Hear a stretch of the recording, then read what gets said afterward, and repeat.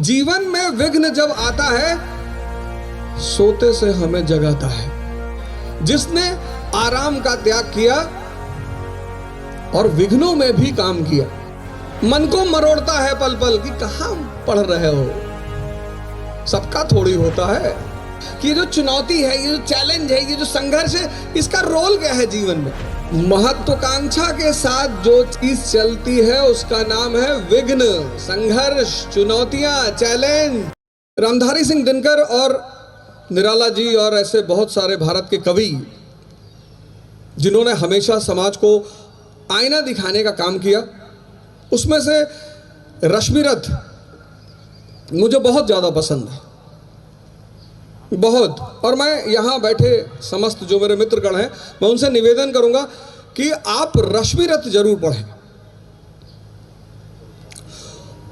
आदरणीय मुख्यमंत्री जी के सम्मान में मैं 4 लाइन कहूंगा बस,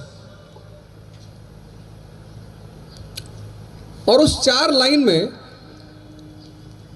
सूत्र भी हैं उन्नति के, उत्थान के, उच्चतम स्तर पर पहुंचने के। आप सभी जितने लोग यहां बैठे हैं, सबकी अपनी महत्वाकांक्षा है, किसकी नहीं है। यहीं से यह कविता शुरू होती है। वसुधा का नेता कौन हुआ, भूखंड विजेता कौन हुआ, अतुलित यश क्रेता कौन हुआ, नवधर्म प्रणेता कौन हुआ। वसुधा, पूरी दुनिया का नेता कौन हुआ, प्रभु श्री राम। भूखंड विजेता कौन हुआ, सम्राट अशोक। अतुलित यश क्रेता कौन हुआ, श्री कृष्ण। नवधर्म प्रणेता कौन हुआ, भगवान बुद्ध। कौन हुआ मतलब वो कवि कह रहा है कि कौन लोग ये सब हुए। ऐसा क्या चरित्र है उस व्यक्ति का, क्या नेचर है उस व्यक्ति का जो वसुधा का नेता हुआ, भूखंड का विजेता हुआ। तो अगली लाइन में उसको एक्सप्लेन करते हैं। जीवन में जिसने आराम का त्याग किया और विघ्नों में भी काम किया। महत्वाकांक्षा के साथ जो चीज चलती है, महत्वाकांक्षा के साथ जो चीज चलती है उसका नाम है विघ्न, संघर्ष, चुनौतियां, चैलेंज। विघ्नों में जिसने काम किया, क्या काम है विघ्न का, इसको अगली लाइन में समझा है कि ये जो चुनौती है, ये जो चैलेंज है, ये जो संघर्ष है, इसका रोल क्या है जीवन में।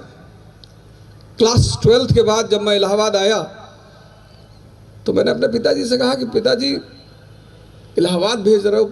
तब इलाहाबाद था इसलिए इलाहाबाद बोल रहा हूं, अभी जब आज की बात करूंगा तो प्रयागराज बोलूंगा। तो उन्होंने मुझसे एक बड़ी अच्छी बात कही और उन्होंने ही मुझे प्रेरणा दी रश्मिरथ पढ़ने की।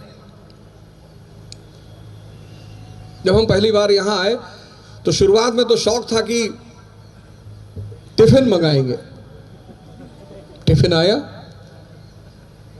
माता जी ने कहा चिंता की कोई बात नहीं, टिफिन आएगा, टिफिन में खाओ बढ़िया।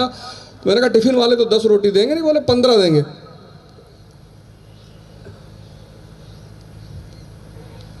टिफिन आई पहले दिन। दाल में जब मैं दाल खोजने लगा तो दाल थी ही नहीं। 10 दिन टिफिन का खाना खाया, पीलिया का सौगात मिला, पीलिया हो गया। घर भागे तो पिताजी ने कहा ऐसे थोड़ी, अब गए हो तो खुद से खाना बनाओ। विघ्नों में जिसने काम किया, विघ्न का काम क्या है, संघर्ष का काम क्या है। जीवन में विघ्न जब आता है, क्या आंसर है उसका। जीवन में विघ्न जब आता है, सोते से हमें जगाता है। जगाने का काम है संघर्ष का, जगाने का काम है विघ्न का। आरंभिक जीवन के 15 वर्ष आप परिवार में रहे, घर में रहे, माँ बाप के साए में रहे, खूब मस्ती किया और माता जी ने लौकी की सब्जी बना के दी और आपने उठा के फेंक दिया कि रोज रोज लौकी खाएंगे, दिमाग खराब है। जीवन में विघ्न जब आता है सोते से हमें जगाता है। कैसे कैसे जगाता है? अगली लाइन है, मन को मरोड़ता है पल पल, तन को झकझोरता है पल पल। तो महत्वाकांक्षा की जो पहली सीढ़ी है वह है विघ्न, संघर्ष। इससे आप भाग ही नहीं सकते। जब भी मैंने क्लास लिया, जहां भी क्लास लिया पूरे भारत में, यहां तक कि मैं भारत से बाहर जब मैंने क्लास लिया तो मैंने ध्यान और योग से ही शुरुआत की। जो पहला पोस्ट आज के प्रोग्राम पे मैंने डाला, मैंने यही लिखा कि सृजन की सबसे बड़ी आवश्यकता है शक्ति। आप कुछ सृजन करना चाहते हैं, कुछ बनना चाहते हैं, समाज में अपना स्थान बनाना चाहते हैं, बिना शक्ति के आप कहते हैं सर हम तो गुटखा खा के बना लेंगे।